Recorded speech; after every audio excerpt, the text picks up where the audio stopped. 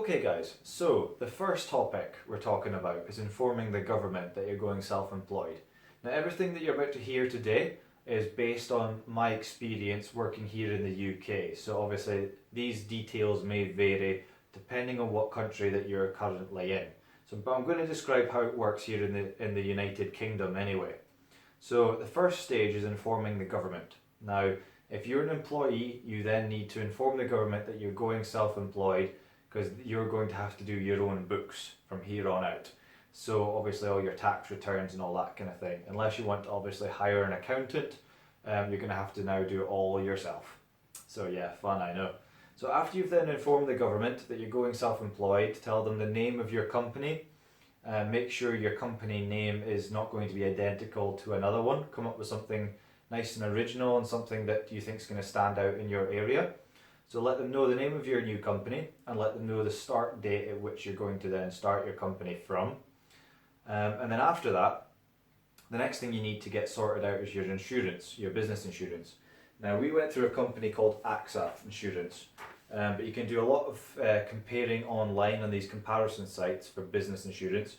But basically here in the UK, you're expected to have at least about £1 million coverage for your insurance. And you'll get all the policy covered in there of what it covers and all the things that you have to be doing correctly in order for this to be valid. Okay, so that's the first thing you need to do, is get all that sorted. All the terms and conditions also come with it as well, just to make sure that you know what you're doing. So now you have your insurance for your company, you need to have that. The next thing you do, well, and here in the UK anyway, is your license. Now, like I say, this may vary depending on what country you come from, but here I live in the Aberdeenshire area, so I had to contact my local council and inform them that I wanted to trade as a window cleaner. So basically what they need is a proof of identification, and they also need to run a police check on you as well to make sure obviously that you've been a good boy. Okay, so once you've done all that, you come back with your license. So you'll get a passport photo in there, the date your license was valid from and when it expires, and if you look at the actual information on your license here, it tells you that you have to have it displayed on you, so it's easily identifiable on the outside of your outer garment. So hence why I've got a high vis here with a little window in there, and I just pop it in there. If it probably won't go now. There we are, so just in there. So I walk around with this on most of the time. So you have to have one of them to trade as a window cleaner. Now, like I say, this may vary depending on where you live. So that's that one. So after you have your insurance and your license sorted out, you're almost ready to go.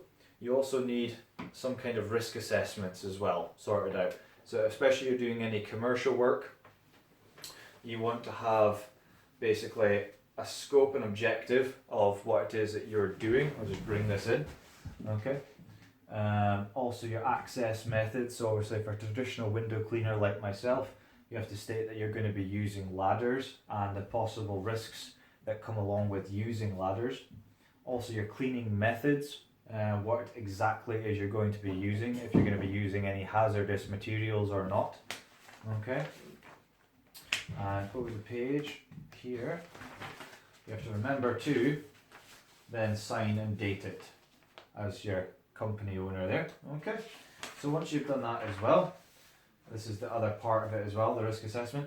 So all the possible things that possibly could go wrong when using ladders are all listed there. Persons exposed to hazards, myself or any employees or staff. So you're basically covering all of your bases to what could possibly go wrong. Okay. And then your actions already taken to reduce the risk. Okay, so for me, I've said ladders only used where it is unsuitable or not reasonably practical to use other safer methods of access. Fully trained and regularly reassessed methods. All ladders fitted with anti-slip feet. Regular safety inspections of ladders. All tools equipment is carried securely in specialised holders. Ladders are not left unattended. So you've got all that sorted. So you can then go and canvass your commercial side of things. So you can hand out these to the potential client and make sure that you're covered on all your bases there. So that is pretty much most of the stuff as regards the legal stuff. So you've informed the government that you're going self-employed. So remember, you're going to have to start doing your own books, keeping track records of everything that you've got to do with the business. So keep all your receipts, everything to do with the business, because then you can claim that back off of your tax return bill at the end of the year.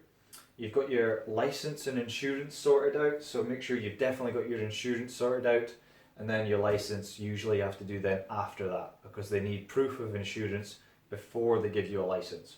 So like I say, go onto these comparison sites, see if you can get a good deal for yourself and your business, and then go for that license after that. To be honest, there's not an awful lot of window cleaners I've noticed in my area that will display and wear their badges.